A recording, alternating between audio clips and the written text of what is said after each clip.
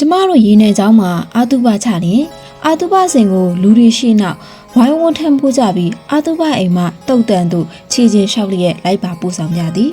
ထိုအခါမျိုးတွင်ကျေးစီတနောင်နောင်ထုပြီးတိတ်ဆိတ်စွာပို့ကြသည့်တာမန်အာတုပမျိုးရှိသလိုဝါးတွေစီတိုတွေခောက်ပြီးညိုင်းဆိုင်စွာလွမ်းဆွတ်เสียလိုက်ပါပို့ဆောင်သည့်အာတုပတွေလည်းရှိသည်ထိုအာတုပမျိုးမှာတွင်ရိုတွင်စားများ၏မိသားစုဝင်တို့တည်ဆုံးနေကျင်းပသောထုံးစံတစ်ခုဖြစ်သည်ထိုဂီတမျိုးအစားကိုဗျိုင်းတောက်ခောက်သည်ဟုခေါ်ကြသည်တင့်သည်တွင်စားကြီးဥပိုးဟန်၏သမီးအငယ်ဆုံးဖြစ်သည်1995ခုနှစ်နွေရာသီသည်မိုးမခနဲ့တင့်တငယ်ချင်းနှစ်ယောက်ရှစ်တန်းဆောင်မှုပဲအပြီးကာလဖြစ်သည်စကားပြောလို့မဝရှောက်လေလို့မဝအချိန်ကာလပေါ့မိုးမခတို့သည်တွားနေကြရွှေပုံသာလန်းတွေဘက်သို့မလဲပဲမြို့၏တစ်ဖက်စွန်မြေနီကင်းတို့လက်မက်ကုန်းတို့မှရှိသည့်ဖျားတွေစီအထူးအဆန်းတွားလဲကြသည်ဥဖိုးခင်ဖျားတဲ့ခြုံတွေပိတ်ပေါင်းတွေဤဘေးကလူသွားလန်းပြေလေးကိုစပိန်တစည်းနဲ့မိုးမခတို့တွားခဲ့ကြသည်တကယ်တော့ရေနံချောင်းမြို့သည်စပိန်စီးဖို့တော်တော်ကိုအဆင်မပြေသောမြို့ဖြစ်သည်မြို့မှာဂုံဝစင်ဂုံဝတ်တက်တွေဖြင့်အနှိမ့်အမြင့်အကွေ့အကောက်တွေထူလာသည်သို့တော်ရေနံချောင်းမှာစပိန်ဖြင့်တွားကြသူတွေအများကြီးရှိပါသည်တင်းကစပိန်စီကျွမ်းကျင်သည်မိုးမခကသူ့ထက်ကိုလုံးသေးသူမှုတင်းကစပိန်ကိုမိုးမခကိုမနှင်းစေခဲ့ပါသူကလာအသွားပြန်နင်းပြီးမိုးမခကိုနောက်ကကယ်ရီယာခုံပေါ်မှာလိုက်စေခဲ့သည်ထိုနေ့သည်မိုးမခကြုံတွေ့နေကြတာမန်နေ့တစ်နေ့ပဲဖြစ်သည်တည့်ရွက်တွေကလေတိုက်တိုင်းကျွေသည့်ຫນွေနေ့တစ်ခုသားပါပဲလေတိုက်သည့်အခါကျွေပြီးသားတည့်ရွက်တွေကလည်းရှက်တိုက်ပြေးလွှာရောက်ရက်ခတ်နေကြသည်ညီတချို့ဝါတချို့ညိုတချို့တည့်ရွက်ကျွေးများပြန်တွေးကြည့်တော့တခုခုကြီးကျယ်ဖြစ်သွားတော့မိအတိတ်နမိတ်ဟူရဲ့လေဘာမှမပေါ်လာခဲ့သည်နေ့ဖြစ်သည်တခုပြောစရာရှိသည်မှာတင့်တိဤခေါင်းလျှောက်ပြီးစဖြန်းချလာတော့သပင်ရှည်တို့ကလေတိုက်တိုင်းငွေလွဲနေသဖြင့်မိုးမခ၏မျက်နာစီသို့ခဏလျှောက်လာသည်ထိုသပင်မြင်တွေကိုမိုးမခကလက်ဖြင့်တက်ဖယ်နေရတာခဏအထူးသဖြင့်ဂုံဝစင်ဘရိတ်ကိုလွတ်ပြီးအရှိန်ဖြင့်ဆင်းသည့်အခါဝဝနဲ့မျက်နာကိုတရှိန်ထူလေတိုးသည့်အခါများတွင်ပူဖြစ်သည်ကင်ထားတော်မူအေးသူတို့အသေးအေးဖြင့်အတန်ကိုချစ်ပြီးအော်မိသည့်အထိစိတ်လှုပ်ရှားစွာပျော်ခဲ့ကြသည်တမျိုးလုံးကြားလောက်သည့်ရေမောတံများဖြစ်ပါလိမ့်မည်ထိုရေမောတံများသည်မိုးမခတို့နှစ်ယောက်၏နောက်ဆုံးချမ်းမြေ့ခြင်းဂီတဖြစ်ခဲ့သည်ရေနံချောင်းမြို့၏ဂုံစင်းများတွင်နာမည်အကြီးဆုံးမြာစိမ်းရောင်တရားအဆင်းရှိသည်မြာစိမ်းရောင်ရုပ်ရှင်ရုံနားမှရှိသည်တွင်ကုန်းလက်မှတ်ကုန်းမြေနီခင်ရက်ွက်တွေမှတလျှောက်လုံးဆင်းလာသောအဝေးပြေးကားလမ်းသည်ညာစိမ်းရောင်တရားစီသို့အဆင်းမှာတော့တော်တော်လေးမဆောက်သည့်အဆင်းဖြစ်သွားသည်ထို့ကြောင့်ထိုနေရာတစ်ဝိုက်တွင်အဆင်းလမ်းနှင့်အပြိုင်တစ်ဖက်မှအတက်လမ်းတစ်ခုပြုလုပ်ထားခဲ့သည်ဆင်းသည့်လမ်းကမဆောက်ပြီးတက်သည့်လမ်းကပိုးပြေးသည်သို့သောတရားကတော့တစ်ခုတည်းဖြစ်သည်မြို့ရဲဘက်ကနေလာသည့်လမ်းကလည်းညာစိမ်းရောင်တရားစီချင်းကပ်သည့်အခါအဆင်းလမ်းဖြစ်နေတာပါပဲညာစိမ်းရောင်တရားသည်ဟိုဘက်ဒီဘက်ဂုံးမြင့်နှစ်ခုကြားမှာရှိသည့်ချောင်းနဲ့၆ကမ်းမန်းနှစ်ခုကိုဆက်ပေးထားသည့်တရားဖြစ်သောကြောင့်ဒီမိုးမခတို့ကငင်းနီကင်းဘက်ကနေညာစိမ်းရောင်တရားစီသို့အစင်တစ်ဖက်ကမြို့ရဲကနေဆင်းလာသည့်ကုန်းကားကြီးတစ်စင်းနှင့်မျက်နှာချင်းဆိုင်မိကြသည်ညာစိမ်းရောင်တရားသည်ကျင်းနေဖြစ်၏ကားတစ်စီးသာသွားလို့ရသည်မြင်းလဲတောင်နှစ်စင်းရှင်မသွားနိုင်တစည်းပင်မှတစည်းရှောင်မောင်ရသည်မိုးမခတို့စပိန်သည်ကားကြီးနဲ့တရားပေါ်တွင်မျက်နှာချင်းဆိုင်စုံလို့မဖြစ်ထို့ကြောင့်လောကမှာကနှစ်လမ်းပဲရှိသည်စပိန်ကိုဘရိတ်အုပ်ပြီးရက်ချင်ရဲ့သို့မဟုတ်ကားကြီးတဲ့အရင်ကိုကတရားပေါ်ဖြတ်မိအောင်ဘရိတ်ကိုလွတ်ပြီးအရှိန်နဲ့ပြေးဆင်းပြီးတော့ကားကြီးကလည်းတစ်ဖက်မှဆင်းလာနေရမှုအရှိန်တော့မနှဲပေကုံကားမှုသူ့အလေးချိန်ကများသည်မိုးမခတို့စပိန်ကပေါ့ပါသည်နောက်ပြီးမိုးမခတို့အစင်းကပိုပြီးမဆောက်သည်ထို့ကြောင့်တရားသို့မြင်မြန်ရောက်ဖို့တေးကြသည်တင့်ကစပိန်နှင်းလာသူမှုသူပဲဆုံးဖြတ်သည်မို့မြင်မြက်ကင်ထားနော်အလေးနဲ့သတိပေးသည့်စကားတန်မိုးမခကနည်းနည်းကြောက်နေလို့အေးဟူတာအတန်ပြန်မပေးနိုင်ခဲ့တင့်ရဲ့ရက်လိုက်ပါလားဟုအကြံပေးခြင်းသည်သို့တော်နှုတ်ကစို့နေခဲ့၏နှလုံးခုန်တံမှာတတိုင်းတိုင်းနဲ့ကိုယ်တိုင်ကြားရလောက်အောင်ကျေလောင်လာသည်အဲ့ဒီတော့ကမိုးမခသာစပိန်နှင်းသူနေရာမှာရှိခဲ့ရင်ဘာလို့မိမှာလဲဟုအခုပြန်စဉ်းစားကြည့်ပြီးတော့မသေးကြပါစပိန်ကိုဘရိတ်အုပ်ပြီးဘေးကင်းရလမ်းဘေးမှာရက်လိုက်မိမှာလားမသေးကြပါတင်းကတော့ဆုံးဖြတ်ချက်ပြတ်သားသည်မိုးမခကိုမြင်းမြဲကင်ထားဖို့တတိပေးပြီးနောက်စပိန်ကိုတရားစီသို့ဆင်းသွားသည်မှာစက္ကန့်ပိုင်းသာကြာခဲ့သည်တစ်စက္ကန့်လားနှစ်စက္ကန့်လားသူတို့စပိန်သည်ဝှက်ခနဲမြန်ဆန်သောအချိန်ဖြင့်တရားပေါ်ရောက်သွားသည်ထို့နောက်တရားဆက်သို့အချိန်မီရောက်သွားသည်ထို့အချိန်မှာဟိုဘက်ကဆင်းလာနေသောကားကြီးကမိုးမခတို့နဲ့မျက်နှာချင်းဆိုင်တွေ့လေသည်ပုံမှန်အတိုင်းသာဆိုရင်သူတို့လွတ်ပြီး မုံမခသာဒီထက်ပိုပြီးတက်တီကောင်းခဲ့ရင်မုံမခတာဒီထက်ပိုပြီးတွေးခဲ့မယ်ဆိုရင်မုံမခတာတင်းနှစ်စကားကိုနားထောင်ခဲ့ပြီဆိုရင်မုံမခတို့နှစ်ယောက်စလုံးအခုချိန်မှာပျော်ရွှင်ချမ်းမြေ့သည့်တငယ်ချင်းတွေအဖြစ်ဆက်လက်တည်မြဲနေလိမ့်မည်သို့တော့မိုးမခသည်ထိုကားကြီးနဲ့စပိန်ပုတ်သွားမှာကိုကြောက်နေမိခဲ့သလားတင်းမိုးမခရဲ့ကိုခန္ဓာအလေးချိန်ကိုပါတည်နေရတဲ့အတွက်စပိန်ကိုထိန်းရခက်လိမ့်မည်ဟုထင်နေခဲ့လို့လားသူခုံချလိုက်ရင်တင်းပိုး၍ပေါ်ပါသောစပိန်ကိုလိုတလိုထိန်းနိုင်မည်ဟုမိုးမခထင်မိလို့လားတခါမိမိလှုပ်လိုက်သည့်အလုပ်ကိုဘာကြောင့်ဟုမသိလိုက်ပဲလုံးမိလိုက်ရလှုပ်လိုက်မိရလည်းရှိမှာပါမိုးမခသည်တရားဟုတ်ပဲအစင်ရောက်တော့ကားကြီးကိုရုတ်တရက်အနီးကပ်ကြီးရင်ဆိုင်လိုက်ရသည့်အခါမျက်လုံးတွေပြဝေသွားပြီးခုန်ဆင်းချလိုက်သည်မိုးမခခုန်ဆင်းချလိုက်ရသည်ကတ္တရာလမ်းပေါ်ဖြစ်ပြီးအရှိန်ဖြင့်လဲကျသွားသည်တကူလုံးမှာပူကနေနာကျင်မှုကိုခံစားလိုက်ရ၏ထို့နောက်ခေါင်းကကတ္တရာလမ်းအမာပေါ်သို့ကျသွားသည်ဦးကောင်းသည်ပူနာကျင်သွားသည်သို့တော်ချက်ချင်းတတိလစ်မသွားခဲ့ထို့ကြောင့်ဘဝမှာဘယ်တော့မှမမိနိုင်တော့မဲ့ကြောက်မက်ဖွယ်မြင်ကွင်းတစ်ခုကိုမျက်စိနဲ့တက်အမြင်လိုက်ရသည်တင်းစပိန်သည်အရှိန်ဖြင့်လာနေသောကားကြီးဘေးကူတွေနဲ့ပုတ်တိုက်သွားပြီးတင်းရောစပိန်မှလဲကျသွား၏လဲကျသွားသည်မှာကားကြီးဘိန်းများအောက်စီသို့ဖြစ်၏အတန်နဲ့ဖြင့်ကြောက်လန့်တကြားအော်တန်သည်တင်းစီကလားသူစီကလားမိုးမခမသေးခွဲခဲ့မိုးမခအော်လိုက်မိရလည်းဖြစ်မီတင်းအတန်ကိုလည်းသူကြားလိုက်ရသလိုပဲကွိခနဲ့အတန်ကြီးဘရိတ်အုတ်တန်နဲ့အတူကားကြီးသည်စပိန်ကိုနင်းချပစ်လိုက်တော့သည်အမလေးမိုးမခမျက်စိတွေမိသွားအောင်ချက်ချင်းတတိတွေသွားလျင်ဘလောက်ကောင်းမလဲသို့တော့မိုးမခပြူးကြောင်ကြောင်ကြည့်နေမိသည့်မြင်ကွင်းသည်အထင်အရှားသွေးလဲနေသည့်မြေပြင်ဖုံသွေးစပင်ရှိများတဆက်ဆက်လောက်ခနေသောဖြူဖွေးသည့်ချီရောက်လေထို့နောက်မိုးမခသတိပြန်ရလိုက်အချိန်တွင်ဆေးရုံကရင်ပေါ်မှာပက်လက်ဖြစ်နေသည်သူ့ဘေးနားမှာတင်းကိုတွေ့ရမည်မဟုတ်မဲမိုးမခသတိရချင်းသိနေခဲ့တော့လေပထမဆုံးမိခင်ကိုပြောမိသောစကားမှာတင်းရောဟူသည့်မိကွန်းဖြစ်သည်သမီးနေကောင်းနေတင်းနဲ့နေကောင်းသွားမှာပါမိခင်ကမျက်ရည်အပြည့်မျက်လုံးများဖြင့်မိုးမခကိုကျင်နာစွာကြည့်ရင်နှစ်သိမ့်သည်တကယ်တော့ထိုနေ့တွင်တင်းသည်ဆေးရုံကြီးရေခဲတိုက်ထဲတွင်ငြိမ်သက်စွာလဲလောင်းနေရရှိပြီမိုးမခအိပ်ပျော်နေစဉ်တငယ်ချင်းတွေကရင်နာသို့ရောက်လာကြသည်အိတ်နေမိသလားနိုးနေမိသလားမသိကြသည့်အိတ်ချင်မှုသူအသေးစိတ်မပြောင်းတပြောက်အချိန်တို့တွင်သူတို့ပြောစကားလေးတန်သူတို့ကိုသူမကြားတစ်ချက်ကြားတစ်ချက်နေငါ့ကိုမယုံဘူးလားလို့ပြောရင်သိသွားတာတဲ့သူခုံချလို့ဖြစ်တာလားဟုတ်မှာပေါ့တွေးလိုက်တဲ့သူတွေပြောတာတဲ့နောက်ကကောင်မလေးသာခုံမချရင်လွတ်မှာတဲ့တင်းကိုတကြိုသည့်နေ့တွင်တငယ်ချင်းရဲ့နောက်ဆုံးခရီးကိုမိုးမခလွဲပြီးအားလုံးလိုက်ပို့ခဲ့ကြသည်မိုးမခသည်ခေါင်းကိုထိသွားတော့တန်ရန်ဖြင့်တတိလစ်လိုက်ပြန်တတိရလိုက်ဖြစ်နေခဲ့ခြင်းတွင်တနေရာတွင်တော့ဗျိုင်းတောင်ခောက်လျက်စီကားတိုက်မြိုက်စွာဖြင့်အာတုပချနေခြင်းဖြစ်သည်တင်းအလောင်းထဲထားသောအာတုပခေါင်းကိုတငယ်ချင်းတွေဝိုင်းထမ်းမှုကြသည့်အထက်မှာတဒန်းနေသာတက်ဝီလဲပါသည်ကျောင်းမတူသည့်ဇွဲနောင်လည်းပါသည်ကျောင်းမတူတော့လဲမိမိ၏သူတေသနာအတွက်အင်တာဗျူးတွေ့ဆုံခြင်းတွေကနေကလေးတွေကိုခင်မင်းရင်းနှီးအောင်ဖန်တီးပေးလိုက်သောကြောင့်သူတို့ချင်းမကြာခဏဆုံတွေ့ပြကြသည်တင်းအာတုပစီကားရခြင်းမှာတွင်စားကြီးတမိမှုလည်းပါသည်တေဆုံးမှုကမြို့သူမြို့သားတွေတမတ်နေကြအစိမ့်သေးဖြစ်သောကြောင့်စိတ်ထိခိုက်ပွဲထူးဆန်းမှုတစ်ခုဖြစ်နေသောကြောင့်လည်းပါသည်တင်းကငယ်ရွယ်သေးသည့်ဆယ်ကျော်သက်ကလေးတူဖြစ်နေရလဲပါသည်အာတုပသည်ရေနံချောင်းတွင်အစီကားဆုံးအာတုပတွေထဲမှာပါတာပေါ့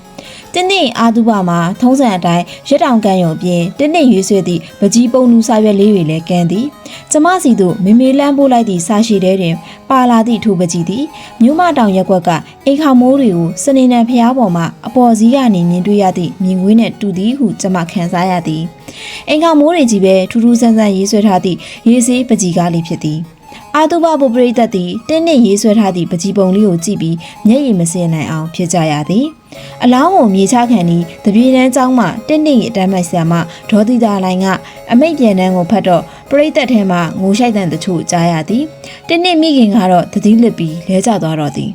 ထိုအချိန်မှာသတိလစ်သွားလိုက်အိပ်ပျော်သွားလိုက်နိုးလာလိုက်ဖြင့်မူးရည်ရီနေသောမိုးမခသည်တင်းရဲ့အတန်ကိုသာထက်ခါကြားနေခဲ့သည်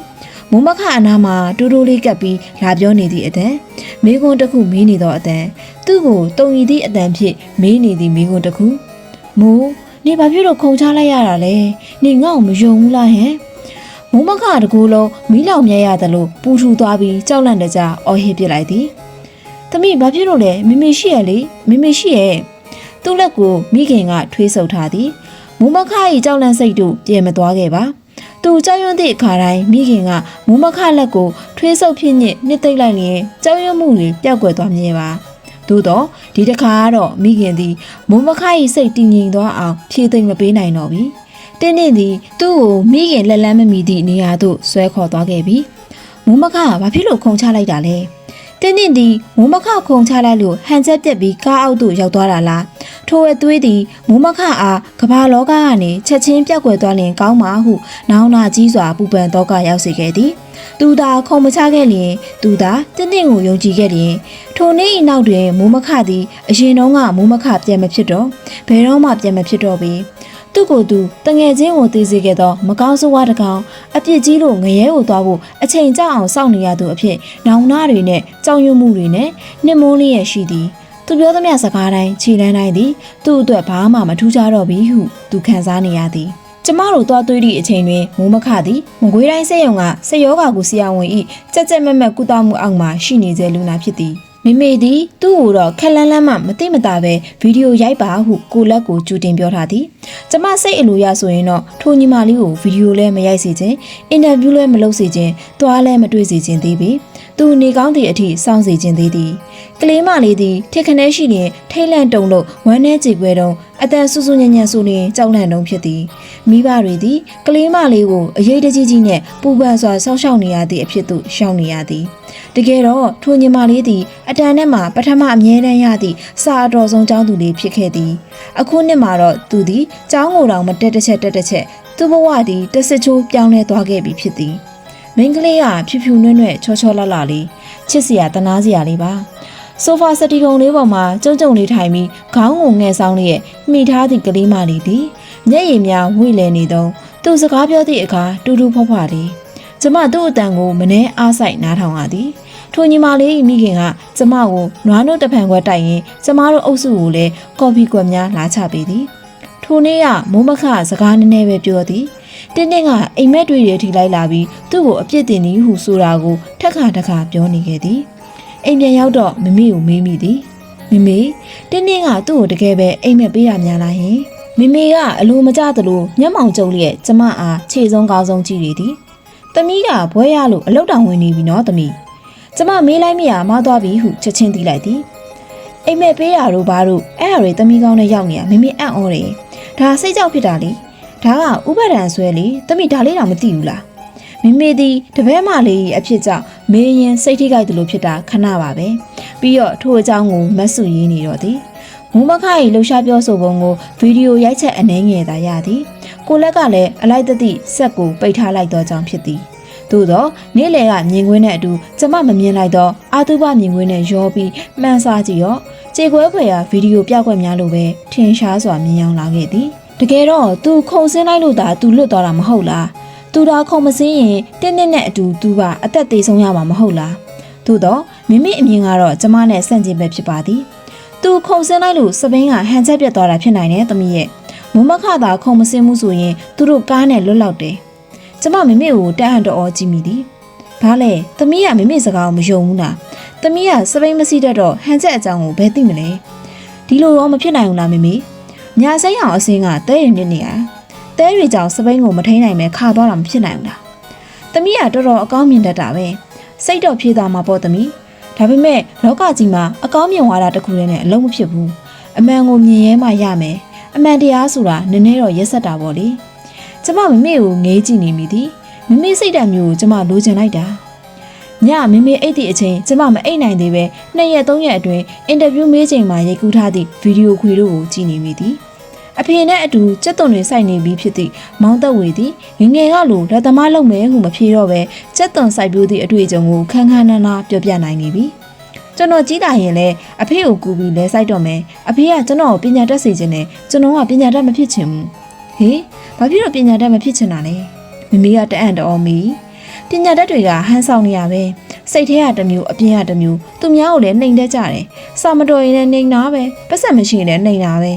ဲသူမျက်နှာလေးကအနှဲငယ်တီတီတင်းတင်းဖြစ်နေသလိုပဲတခြားကလေးတွေထက်မောင်သက်ဝေကပိုပြီးမျက်နှာတီနေသည်ဘသူ့ကိုမှဖွင့်မပြောပဲထားသောခံစားချက်တွေသူ့မှာရှိလိမ့်မည်ဟုကျမတွေးမိသွားသည်မောင်မှာကျမကိုပဲမပြောပဲထားသည့်ဖုံးကွယ်မှုတွေရှိနေပြီလားသူ့အတွင်းစိတ်ကိုကျမမြင်နိုင်ရင်တိတ်ကောင်းပါပဲ ဗီဒီယိုမြင်ကွင်းမှာတော့ထင်ထင်ရှားရှားမြင်နေရသည့်မောင်မျက်နှာပေါ်ကဝက်ချံဘူးတွေကိုငေးလေးရဲ့စိတ်ပူနေမိသည်ကျမလည်းငငယ်ကဝက်ချံဘူးပေါက်ဘူးပါသည်သို့တော့ကျမကပါးပြင်မှာပဲပေါက်တာသူကပါရောနှစ်ဖူးရောအကုန်လုံးပေါက်တာအဖူသေးသေးလေးတွေပြွတ်နေရပဲဟုတ်မဟုတ်ရဲ့လားဆရာဝန်သွားပြခိုင်းရမှာလားမောင်နင်းမျက်နှာဝက်ချံတွေများလွန်းနေဆရာဝန်လေးပါလေးပြကြည့်ပါလားရေနံချောင်းကိုလာအောင်လေဒေါက်တာသိန်းထွန်းနဲ့ပြကြည့်ရအောင်နော်မောင်ကတော့သူ့ဝက်ချံမှုတွေကိုလုံးဝစိတ်ဝင်စားပဲကျမရန်ကုန်မှာနေထိုင်ရသည့်နေ့စဉ်ဘဝကိုသာစိတ်ဝင်စားနေခဲ့သည်မမဘသူနဲ့နေရလဲမမအဆောင်မှနေတာမင်းကလေးတွေ10ယောက်လောက်စုပြီးနေကြရတဲ့အစားမင်းတို့ဘုန်းကြီးเจ้าမှနေကြသလိုပေါ့မမတို့ကတော့ကိုယ်ကလေးနဲ့ကိုခန်းနဲ့ကိုနေကြတယ်ထမင်းဟင်းချက်စားလို့ရတယ်အဲ့ဒီမှာမမဘာလုပ်နေရလဲမမเจ้าမိလို့အလုပ်လုပ်နေပြီမောင်ရဲ့ဘာเจ้าလဲနိုင်ငံခြားဘာသာတက္ကသိုလ်မှာအင်္ဂလိပ်ဘာသာเจ้าတက်တာအင်္ဂလိပ်စာတော်အောင်လဲသင်တန်းတွေထပ်တက်ရသေးတယ်ပြီးတော့စာကြည့်တဲ့တစ်ခုမှာလုံအားပေးဝင်လုပ်တယ်အခုတော့အင်္ဂလိပ်စာကျောင်းတစ်ကျောင်းမှာဆရာမဖြစ်နေပြီ။အော်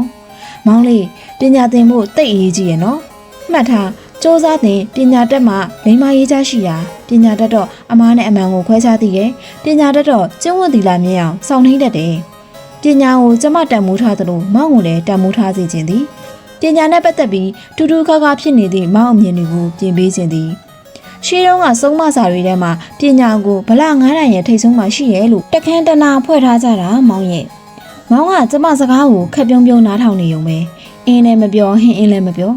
ာပညာတတ်ရင်အပြစ်ကိုမလုံးမိဘူးကောင်းကျိုးချမ်းသာကိုပဲလုပ်ဖြစ်တယ်ပညာတတ်ရင်ငရဲမလားဘူးနိဗ္ဗာန်ကိုရောက်မယ်ပညာကအဲ့လောက်ထိဘဝမှာအရေးကြီးတယ်မောင်သည်ပိုးတုံးလုံးလေးဘဝကနေလှပတော်လိပ်ပြားလေးဖြစ်မှဖြစ်လာပါမလားဟုစိုးရင်မိသွားသည်ကျမ၏ပညာနဲ့ပတ်သက်သည့်ဆုံးမစကားတို့ကိုသူနားဝင်မည်ဟုထင်မိရာမှားသွား၏ကိုရန်နဲ့ရောက်တော့ကျမတို့အိမ်နဲ့မျက်စောင်းတို့ကကြက်သွန်အာလူတူလောင်ပြီးပြန်ရောင်းသည့်တမန်သားပွဲရုံမှာသူနေရာကိုသိရရသည့်အခါကျမတော်တော်စိတ်ညစ်သွားခဲ့ရလေသည်ထိုအိမ်သည်တပြေတန်းကျောင်းတုံးကကျမနဲ့အတန်းတူတငယ်ချင်းဖြစ်ခဲ့ဘူးသောဆန္နာမောင်တို့အိမ်ဖြစ်၍ပိုတော်စိတ်ညစ်ရသည်ဆန္နာမောင်သည်တငယ်ချင်းကိုပင်အဖက်မတန်သလိုအထက်စီးကအမြဲဆက်ဆံတဲ့သူမှန်ကျမသိတာကိုဘာဖြစ်လို့တမန်တော်မှလာနေတာလဲမောင်လေးနဲ့အမျိုးလား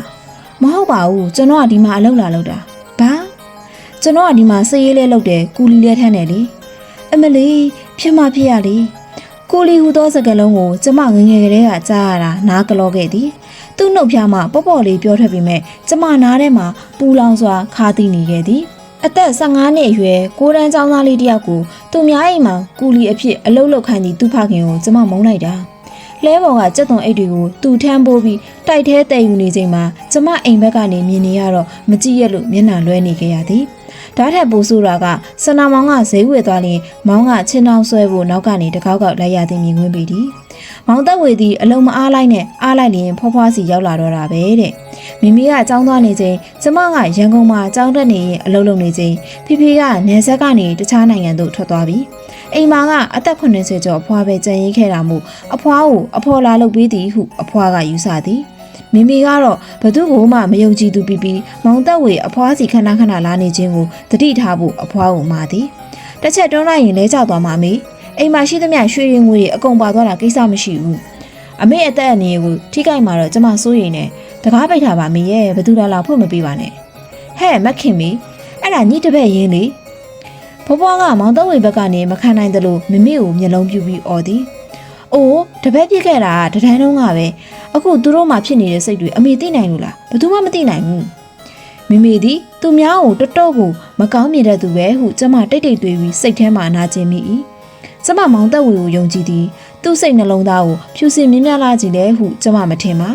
ါသို့တော့သူတစ်ပါးဒုက္ခရောက်အောင်နှိပ်စက်လိုသူတော့မဟုတ်ဟုကျမသိ၏မိမိ၏အဲ့ဒီတဏှာမျိုးကိုသူ့ကိုအရေးမို့လေးတောင်ပြန်မပြောပြအောင်ကျမထိန်းသိမ်းရသည်ဒီကလေးများပြန်သိသွားရင်ဘလောက်တောင်နာကျင်လိုက်မလဲကျမရေနံချောင်းသို့ပြန်ရောက်နေတဲ့အချိန်တွေမှာသတိထားမိတာကတော့ကောင်လေးသည်ကျမတို့အိမ်သို့လှမ်းမြင်ရသောစာရေးစပွဲလေးဘေးမှာအမြဲလူလူရှိနေတတ်ခြင်းပေသည်လက်တို့လက်တောင်ခိုင်းသည့်အလုံးမှန်သမျှကိုပေါ်ပါစွာပြေးလွှဲလောက်ကုန်ပေးရကနေနည်းနည်းအားပြီးဆိုရင်ထိုစပွဲလေးနားမှာလာထိုင်ပြီးစာအုပ်တို့ကိုဖတ်နေတတ်သည်ပထမတန်းနဲ့တတိယတန်းတုန်းကစာဖတ်ရတာပြင်းသည့်မောင်သက်ဝေသည်အခုအခါအားသည့်အချိန်မှာစာရီဖတ်နေပါလားသူ့ကိုစာဖတ်တတ်အောင်ပြုပြင်ပြောင်းလဲပေးလိုက်တာအဘဆန်နဲ့ဘာပုံးလားကျမလားဘသူပြုပြင်မှုကပို့ပြီးရာခိုင်နှုန်းများပါလိမ့်နော်အမလိတ်တော့နင့်ကိုခေါ်ထားတာအလုပ်လုပ်ဖို့ဟဲ့ အိတ်လိုက်စားလိုက်ဝိထုလေးဖက်လိုက်နဲ့စိန်ကြနေဖို့မဟုတ်ဘူး။သွားအိမ်သားထဲမှာရေမရှိဘူး။သွားဖြည့်စမ်း။ရုပ်လေးလာတော့လောက်အတန်ကျန်းတဲ့ဆူရှာသည့်ဆန္ဒမောင်းအတန်သည်ကျမအိမ်ဘက်အထိလွှင့်ပြက်လာတတ်လေသည်။ကျမနဲ့မောင်သက်ဝေတို့ကြားကတန်ရောစင်ကိုသူတီထားလို့ကျမကြောင်အတန်မြင့်ပြောနေတာများလား။တညချမ်းအချိန်ထမင်းစားပြီးကစားကျမတို့အိမ်ရှိကအုတ်လက်ကလေးပေါ်မှာသူလာထိုင်တော့ကျမအိမ်ရှိထွက်သွားကခဏထိုင်ပြီးသူနဲ့စကားပြောပြသည်။မောင်နေလကဘလောက်ရလို့လဲ။နေပတ်စံဘလောက်လိုချင်လို့လဲ။ကျမမချစ်မရင်မေးမိသည်။သူကဘာမှမဖြေပြီးလောကမှာလှုပ်เสียအလုပ်ဒီလောက်ရှာသလား။သူများအိမ်မှာကူလီလုပ်ရသလား။နင်เจ้าစိတ်ကိုငါထောက်ပတ်မယ်။အဲ့ဒီအိမ်မှာမနေနဲ့တော့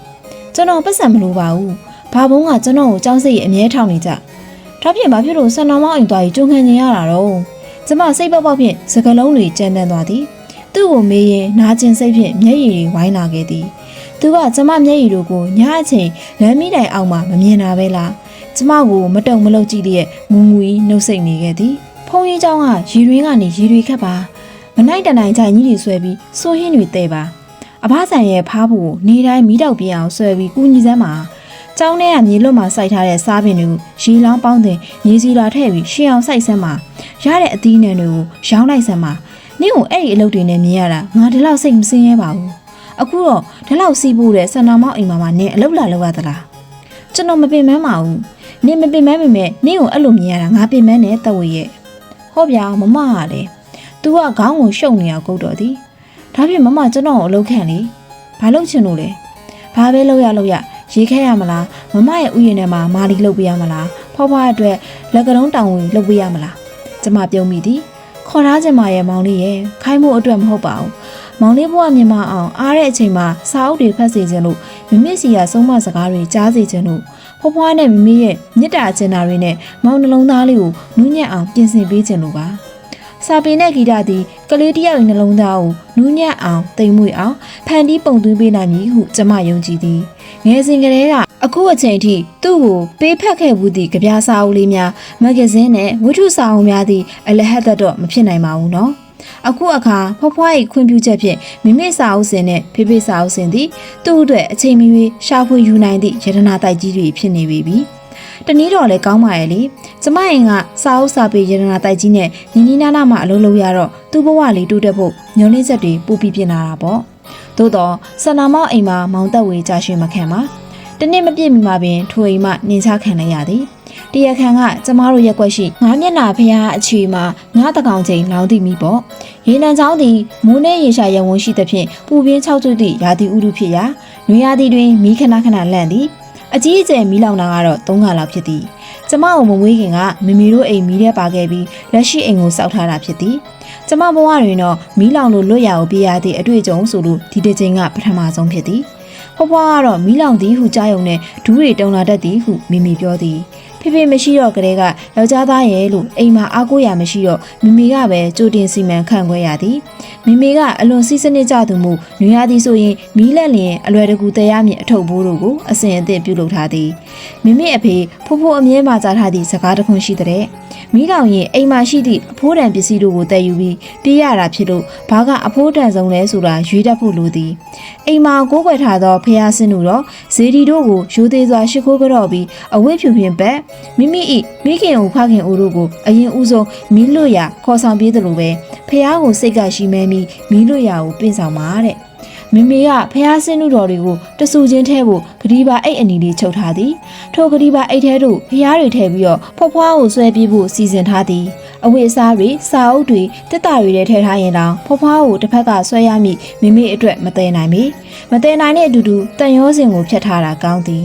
်အရေးကြီးစာရွက်စာတမ်းနဲ့ရွှေတဲ့အချို့ကိုဇစ်တက်ထားသည့်အဝတ်လွယ်အိတ်ထဲမှာထည့်စလွယ်တိုင်းလွယ်ပြီးပြေးုံပဲတဲ့ထိုငါးမျက်နှာဖျားမီးလောင်ချိန်မှာကျမပြန်ရောက်နေသည့်အချိန်ဖြစ်လို့တော်ပါသေးသည်အိမ်နဲ့တိတ်နီးသဖြင့်အရန်တကြီးကြီးမီးတောက်တွေကိုကြောက်မဲ့ဖွယ်မြင်နေရသည်ပိုဆိုးတာကထိုနေရာတွင်ရေနံစီပေပါတွေလောင်ပြီးရေနံစီဓာတ်စီရောင်းသည့်အိမ်တအိမ်ရှိနေတော့ထိုစီပေပါများကိုမီးလောင်ပေါက်ကွဲတန်းကညတကောင်မှာဟိန်းထွက်နေသည်ကောင်းကင်တစ်ခုလုံးနေရဲပြီးနင်းထိန်တွေကနေအလင်းလိုပင်ဖြစ်နေသည်တေးကြတဲ့လေးကအနောက်ရမ်းနေအိမ်ဘက်ကိုလာမှာပဲလွတ်နိုင်စရာမရှိဘူးတမီဖွားဖွားကိုတွဲ သူများတွေကမိသက်အိုအိုတန်ကိုကြားရင်ဘလို့နေလဲမသိပေမဲ့ကျမကတော့မိသက်အိုအိုတန်ကြားရင်ပိုပြီးရှင်းသုံးသည်တင်ញင်အောင်စူးစမ်းထားသည့်စိတ်ကလွင်းစင်ကတုံ့လောက်သွားတော့သည်ကျမကဆူရထားသည့်ဝတ်ကားဖောင်တိန်လေးနဲ့ပြင်သစ်ဝတ္ထုစာအုပ်လေးတွေကိုအယောင်ရအောင်မဖြင့်ကောက်ထည့်နေချိန်မိမိကကျမအားရွှေထဲသည့်အိတ်ကိုအတင်ထိုးပေးသည်တမိဘာတွေလဲစာအုပ်တွေလားဟုတ်အိုးစာအုပ်ကပြန်ဝင်လို့ရပါတယ်အဲ့ဒါထားလိုက်ဟင်းမိမိဒီစာအုပ်ကပြန်ဝင်လို့မရဘူးမြန်မာနိုင်ငံမှာမရှိဘူးသို့တော့ဘာမှပြောမနေပဲမိမိလမ်းပေးသည့်အရာကိုယူလိုက်သည်ရော့ဒီမှာတမီးအဖေရဲ့ပုံတွေပါတဲ့မိသားစုအဗန်လေးဒါလေးထည့်လိုက်အောင်မိမိကတော့ဖျားထဲထားသည့်ကတိပါအိတ်ကိုလဲလွယ်၃ယောက်လုံးအတွက်အဝတ်အစားတချို့ကိုသူ့အိတ်ထဲကောက်ထည့်ကမီးကိုအကဲခတ်ရင်အပြင်ထွက်တကားကိုအဖွင့်တကားဝမှာတဒုံလုံးနဲ့ထုပြီးရောက်လာသူကမောင်သက်ဝေဖြစ်နေသည်ဆီယမကျွန်တော်ဘာတယ်ပေးရမလဲအလိုမောင်သက်ဝေဖွားဖွားကမောင်သက်ဝေကိုမြင်တော့မျက်ရည်တွေကျလေးရဲ့အာကိုတကြီးဖက်လေသည်အမလေးမောင်မင်းကြီးသားလေးရောက်လာပြီရွဒီအထုပ်လေးတွေဆွဲပေးပါဒါဆီယမတို့နိုင်နဲ့မင်းဖွားကိုပဲတွဲတော့စာအုပ်တွေကောင်လေးကစာအုပ်စင်စီပြေးသွားကအော်နေ၏စာအုပ်တွေကိုမတည်ဘူးထားခဲ့မိမိကအော်နေသည်အဖွားကဟဲ့ငါဘရားအိတ်လေးခန်းထဲမှာကြံခဲ့ပြီးလောက်ပါအောင်ဟုပြာကြီးပြာရပြောပြန်သည်ပေါက်ကွဲတန်တွေနဲ့အတူမီးအပူရှိန်အောင်ကျမတို့စီဟက်လာပြီးမှချွေးတွေပြန်လာပြီဖွားဖွား၏ပတ်စံအိတ်ကိုပြန်ယူဖို့ကျမကလည်းမိမိကကျမလက်ကိုဖမ်းဆွဲ၏တော်ပြီသမီးအဖွားနဲ့အတူပြေးတော့လူအုပ်ကြီးနဲ့လမ်းပြင်ရအောင်မနေတော့ရမှာသမီးအချိန်မရှိဘူးရတယ်မိမောင်လေးအဖွားကိုတွဲမိမိရွှေငွေအိတ်အရေးကြီးသလိုအဖွားကဗျာအိတ်ဟုခေါ်သောပတ်စံအိတ်လည်းအရေးကြီးတာကျမသိသည်ထိုပတ်စံအိတ်ထဲမှာအဖွားတံမိုးထားသည့်အရာတွေရှိသည်လယ်မြေစာချုပ်ဟောင်းတွေအဖွားရွှေဝေးသည့်ဘောက်ချစာရွက်တွေရွှေစီစီဖုန်ကြီးကစွန့်ထားသည့်ဗုဒ္ဓဂါယာကပင်လာသည့်ဘော်ဒီညောင်ရွက်လေးတွေဖြစ်သည်အရေးကြီးပစ္စည်းတွေစုံပြီးဟုကျမတို့အိမ်မြေပြေးထွေးကြသည့်အခါတော်စိန်နဲ့အထုပ်အပိုးမနိုင်တနိုင်ဖြင့်ကျမတို့နဲ့အတူပြေးဖို့ရောက်လာသည်ဆရာမရွေမီးတွေကပြေးလာပြီးတော့သွားစို့တော်စိတ်ကိုမြင်တော့မှကိုလက်မရှိပါလားဟုတတိယသွားသည်ကိုလက်ကမိမိအတွက်အထောက်အကူရဖို့တဲ့ရန်ကုန်မှာဗီဒီယိုတေးဖြတ်တင်တဲ့တွားတက်နေပါတယ်အဖွားကခြေလမ်းကိုလုံးဝမလန့်နိုင်တစ်ဆက်ဆက်ဒူးတွေတုံပြီးညှို့ကျနေလို့မောင်သက်ဝေကပွေ့ချလိုက်ရသည်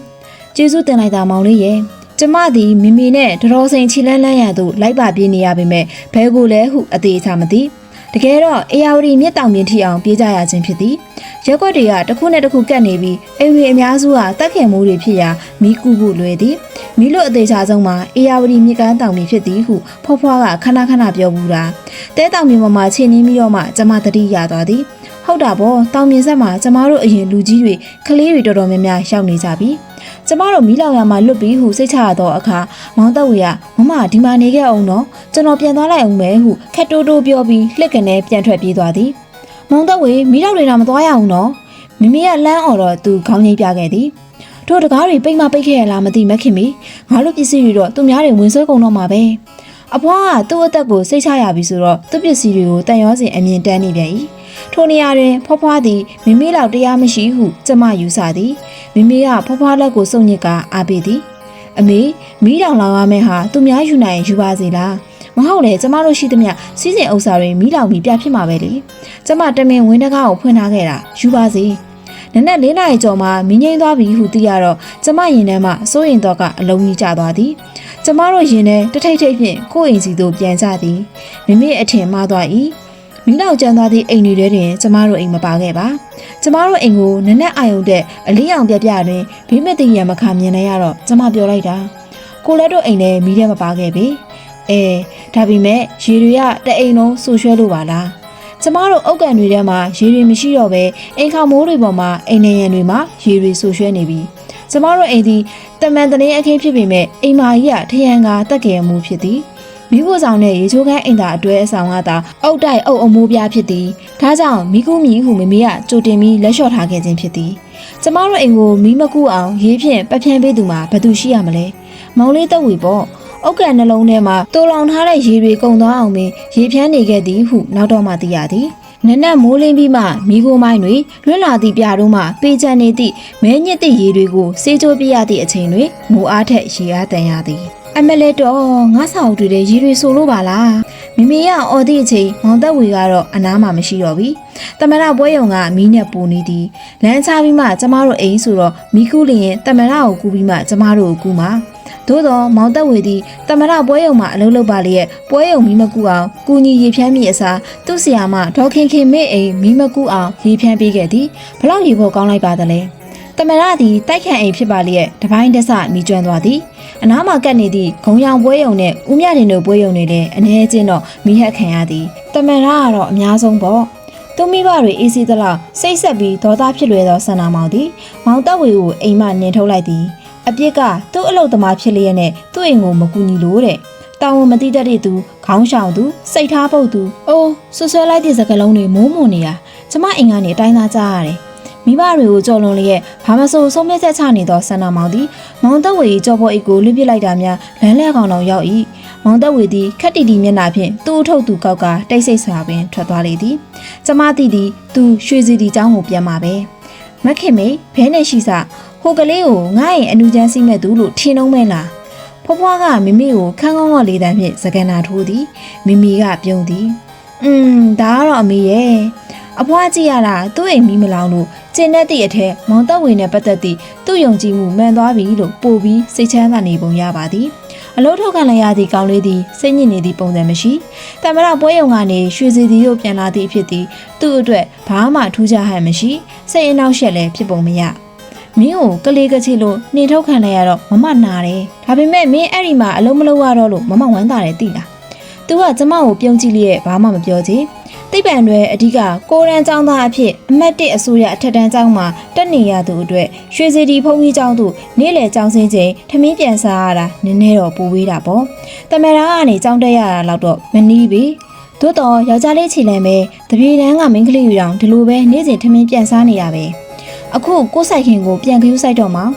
သူမျက်နှာမှာဝက်ချန်နေမရှိတော့ပေမဲ့အသားကငငယ်ရလို့နှုတ်ဖက်မနေတော့ပဲနည်းနည်းကျန်းလာသလိုပဲအသားဖြူရဲ့လူအရေးပြကျန်းနေဆိုတာဟုတ်လားမသိဘူးကျွန်တော်နောက်ထပ်အလုပ်တစ်ခုရှာနေတယ်ဘာပြောတယ်ဘာလုပ်လဲဂုံရောက်ပွဲရုံမှာသွားလို့ရမလားလို့ဟင်ဒီကောင်လေးလုပ်ပြန်ပြီသူကျမကိုစိုက်ကြည့်ကပြုံးလျက်ရှိသည်သူ့အပြုံးကတမျိုးပဲငငယ်ရလို့သူ့ရင်ထဲဘာရှိလဲကျမမခံမနိုင်တော့ဘူးဟုခံစားရတယ်ဂုံရောက်ပွဲရုံကနင့်ကိုအလုပ်ခတ်ပါလိမ့်မယ်အာကြီးကြီးတမရကနင့်ကိုဘာလို့အလုပ်ထုတ်ပြလိုက်လဲလူတိုင်းသိရဲ့ဂုံရောင်ကမခန့်လဲဦးမြတင်တို့ပွဲရုံကခန့်မှာပေါ့သူဘာဖြစ်လို့များဒီပွဲရုံတွေမှာလှုပ်ချင်နေရတာလဲကျမသူ့ကိုမျက်စောင်းထိုးပြလိုက်မိသည်မောင်ကိုရနှစ်က10တန်းနှစ်ရဲ့အခြေခံမှုအရေးကြီးတယ်မပေါ့နဲ့စာတွေကလည်းအသက်တွေဘိုင်အိုတွေစာတွေမလိုက်နိုင်ပဲဖြစ်မယ်ဘာအလုံးမှလုပ်ဖို့မစင်စားနဲ့မမမောင်ကိုလာစဉ်မမိုးထောက်ပတ်မယ်မလို့ချင်ပါဘူးအတန်ခက်ပြက်ပြက်ဖြင့်ချက်ချင်းညင်ဤမမအလုပ်ဝင်နေပြီလေမမမှာကိုပိုင်ပတ်စံရှိပါတယ်မောင်ရဲ့ကျွန်တော်ပတ်စံမလို့ပါဘူးစုထားတာတွေတောင်ရှိတယ်မမအောင်ပြန်ပေးလို့ရတယ်အမေဟုတ်ပါရဲ့ကျမသတိထားမိပါသည်မောင်သည်သူ့ကိုကျမမမိုးပေးဖို့ကြိုးစားတိုင်းညင်းပေလေးရှိသည်သူ့ကိုပေးလို့ရတာကမွေးနေ့လက်ဆောင်တွေပဲဖြစ်သည်သူကမွေးနေ့လက်ဆောင်ကလွယ်ဘာကိုမှကျမထံမှမယူချင်အောင်မာနကြီးသည့်ကလေးမှုမွေးနေ့လက်ဆောင်တွေတစ်နှစ်မှတစ်ခါမှန်မှန်ပေးဖြစ်သည်အေးလေသူ့ကိုလက်ဆောင်ပဲပေးမှာပါကျောင်းလာကားတို့ဘာလို့တော့မပြောနဲ့သူမကြိုက်ဘူးနေစမ်းမအောင်သူမကြိုက်တာတွေကိုကျမကသိပြီးရှောင်ကျင်နေခဲ့ပေမဲ့ကျမမကြိုက်တာကြတော့ဘာဖြစ်လို့ဒီကလေးမရှောင်တာလဲကျမကကူလီအလုပ်သမားကိုမလုပ်စေချင်ဘူးဟုအလေးနဲ့ပြောထားသည့်ကြားကဦးမြတင်ရင်ပွဲရုံမှာသူ့လုပ်ပြအောင်လုပ်ချင်းသည်ကျမကိုမနာခံခြင်းမဟုတ်လားနင်ငါ့ကိုလုံးဝဂရုမစိုက်ဘူးပေါ့ဟုတ်လားငါစကားကိုနင်ဘယ်တော့မှနားမထောင်ဘူးတော့နင်ငါစီလည်းမလားနဲ့နင်ကငါစိတ်ကုန်သွားပြီကျမတကယ်စိတ်ဆိုးသားမှန်းသိတဲ့ဖြင့်ကျမရန်ကုန်ပြန်သည့်နေ့ကကားဂိတ်သို့ကောင်လေးအပြေးလွှားရောက်လာပြီးနှုတ်ဆက်ဖို့ကြိုးစားသည်မိလောင်မိကလေးကမိမိသူ့အပေါ်အနေငယ်အရေးတယူဆက်ဆံလိုက်သည့်အခါကောင်လေးသည်ခါတိုင်းလိုသူ့ဆရာမမမြင်အောင်ခလန်လန်တစ်ပင်အောက်သို့ရွှေပရီဆိုင်တို့ကနေပုံရှိုးကွယ်ရှိုးစောင်းကြည့်ရင်ခိုးကြောင်ခိုးဝဲလာနှုတ်ဆက်เสียမလို့တော့ပဲကျမစီသူပြောင်ပြောင်တင်းတင်းဝါသာအားရလာနှုတ်ဆက်ခွင့်ရသွားသည်ကျမစားမှုပဲကြောပဲလော်တော့ပြီးတော့ထူးထူးဆန်းဆန်းတနခါတုံးတုံးတနခါတုံးနဲ့သူရဘာဆိုင်လို့တော့ကျမစိတ်တွေပြေးခြင်းချင်းအမေဒီတနခါတုံးကဘယ်ရရလဲမောင်ကခက်တီတီပဲကျွန်တော်ဈေးရဝယ်ထားတာပေါ့နေဟာအစ်စ်ကောဟုတ်ရဲ့လားမသိဘူးလေဈေးတဲ့ကိုအကောင်းဆုံးရွေးပေးပါလို့ပြောလိုက်တာပဲတော်တော်အဝဲကောင်းပါလားဈေးတဲ့နဲ့တမျှခံရမဲ့သူပဲဟုတ်ဒီကလေးဟာလေကိုနဲ့မဆိုင်တဲ့အလုပ်ကိုတော်တော်လုပ်ချင်တယ်တနခါတုံးဝယ်တာနေကိစ္စမှမဟုတ်ပဲမသိဘူးမမအမြဲတမ်းတနခါမလိမ့်မဲညနေပြောင်းနေနေတာကိုသူများလို့တနခါလေးမှုန်နေစေချင်လို့အဲ့ရောကျမဟဲဟဲပက်ပက်ရီးမိသည်ဒီကလေးဘာမှလည်းနားမလဲပါလားဒီမဲ့ကြည်စမ်းမောင်မမတနခါလိမ့်မထားဘူးမလိမ့်ဘူးလေအဲ့အကြောင်း နေအောင်အခုမမလှလား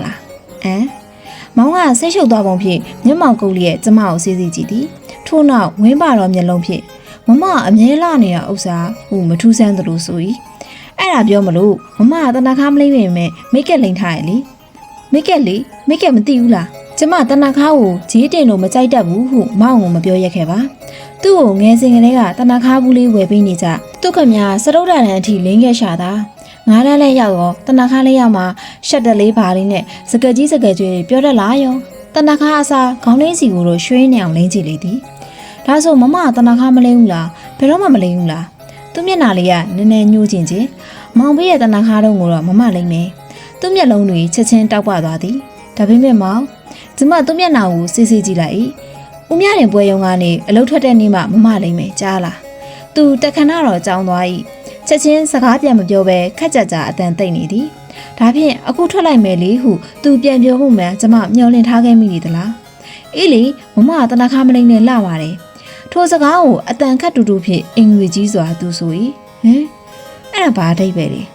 ဘာအဓိပ္ပာယ်လဲဆိုတော့မမအဲ့ဒီတနခါကိုလိမ့်ကျင်လိမ့်မလိမ့်ကျင်နဲ့ကျွန်တော်ကယူမဆိုင်ဘူးကျွန်တော်ကတော့ပွဲရုံကနေအလုံးမထွက်နိုင်ဘူးဒါပဲအဲ့ဒီအဓိပ္ပာယ်မဟုတ်ဘူးလားကျမကိုအတွင်းနဲ့ကိုရင်ထဲမှာပူလောင်နေအောင်ဒေါသထွက်သွားသည်ကျမသူ့ကိုခက်မမစိုက်ကြည့်ပြလိုက်ပြီးကားပေါ်သို့ခြေလန်းလိုက်ပါသည်ပထမတော့ဘာမှမပြောတော့ပဲကားပေါ်တက်တော့မလို့ပါပဲသို့တော့ကျမကိုမနာခံခြင်းသည်ကျမကိုအဆက်ခွဲလိုက်တာပဲဟုခံစားမိသည်ကားဂိတ်မှာခရီးထွက်မဲ့သူမြို့မှာကြံရစ်သူကလိုက်ဖို့လာကြသူတွေအများကြီးဟိုချင်းချင်းစကားတွေပြောနေကြတာမို့ကျမတို့စကားကိုသူတို့တွေမကြားနိုင်ဟုကျမသိပါရဲ့ထို့တော့ဘသူမှမကြကြကျမကိုမနာခံတာတော့လုံးဝမကြိုက်ထို့ကြောင့်သူ့ကိုလှည့်ကြည့်ပြီးပြောပြခဲ့သည်မမမင်းကိုမကြိုက်တဲ့အချက်တွေအများကြီးပဲမင်းသိရမဟုတ်လားအဲ့ဒီတည်းကတစ်ချက်ကမင်းမမစကားကိုဘယ်တော့မှမနာခံတဲ့အချက်ပဲအဲ့ဒါတိတ်ရိုင်းတာပဲကျမကားပေါ်အတက်မှာသူ့ချီတာအောက်သူရအောင်တနခါတုံးကိုပြစ်ပေါက်ပေးလိုက်သည်သူဘလို့မျက်နှာနဲ့ကြံရိတ်ခဲ့တယ်လဲကျမမသိချင်းထို့ကြောင့်သူ့ကိုလုံးဝလှည့်မကြည့်ပဲမျက်နှာလွှဲထားလိုက်သည်ကားထွက်သည့်အထိလှည့်မကြည့်တော့ဘူးဟုဆုံးဖြတ်လိုက်သည်နေမဲတင်းနိုင်မလားငါပဲတင်းနိုင်မလားကြည့်ကြသေးတာပေါ့ကလေးတယောက်အပေါ်မှာလူကြီးကစိတ်ကောက်မိရရှက်စရာဟုကျမမတွေးမိလူကြီးစေတနာကိုကလေးကစော်ကားသည်ဟုသာကျမတွေးသည်ကျမထက်9နှစ်ငယ်သည့်ပြည့်စည်ခွေးချတိတ်တယောက်ကကျမစကားကိုနားမထောင်မဲ့စိတ်ခေါ်သည်ဟုသာကျမခံစားရသည်ထို့ကြောင့်ဒီတစ်ခါတော့ကျမပျော်ပြားလိုက်ရောဖို့ဘလို့မှမဖြစ်နိုင်တော့ဘူးဟုကျမသိသည်ဒီနေ့ကျမှပဲကားကတော်တော်နဲ့မထွက်ကျမတမင်မျက်နှာလွှဲထားရသူမှုစိတ်ပင်ပန်းလာသည်မျက်လုံးတောက်စီကနေသူဝတ်ထားသည့်အပြာရောင်ကြီးကြီးကိုခက်ရိပ်မြင်နေစေဟုထင်သည်ကောင်လေးပြန်မထွက်သေးဘူးကျမသူ့ကိုဘယ်တော့လဲကြည့်မလဲလို့စောင့်နေတာဖြစ်မှာပေါ့ဟာဝေးပါသေးတယ်ချတဲ့ရဲ့ခဏကြာတော့သူကျမရဲ့ကာပတင်းပေါင်နာတို့ရောက်လာသည်ကိုကျမသိလိုက်သည်ဘလို့သိလဲအပြန်ရောင်တစ်ခုကျမပတင်းပေါင်နာတို့ကတ်လာလို့လားသို့မဟုတ်သူ့စပင်စီကနေကျမမွေးနေ့လက်ဆောင်ပေးထားသည့်ခေါင်းရင်းစီအနံကိုပဲရလိုက်လို့လားမမကျမလက်မကြည့်ချင်ပါသူ့အတန်ကငကိုကလေးကလူပြိုပေါ်ဝင်စားကလေးတယောက်ဤပြောင်းလဲခါစားအကွက်ကွက်အတန်မို့လောလောဆယ်စိတ်ထိခိုက်မှုကြောင့်အကွဲနေရမဟုတ်ဘူးဟုကျမယုံကြည်သည်မမ